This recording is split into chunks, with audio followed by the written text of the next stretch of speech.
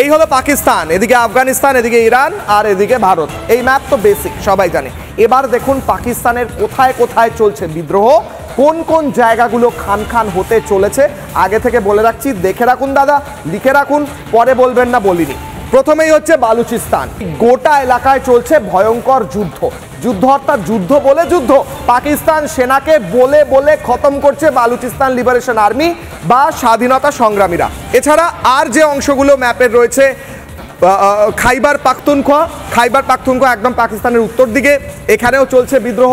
এখানে কেকেপি যারা বিদ্রোহী রয়েছেন তাদের মধ্যে লড়াই চলছে। ওদিকে টিটিপি অর্থাৎ তালিবান তেহরিক পাকিস্তান, তারাও লড়াই করছে পাকিস্তান আর্মির সঙ্গে, এটাও আলাদা হয়ে যাবে। আর পরের জায়গা গিলগিট বালতিস্তান, ঠিক খাইবার পাখতুনখোয়ার পাশে পাকিস্তান এবং ভারতের পাশে যে অংশটা, সেই গোটা এলাকাতেও চলছে বিদ্রোহ।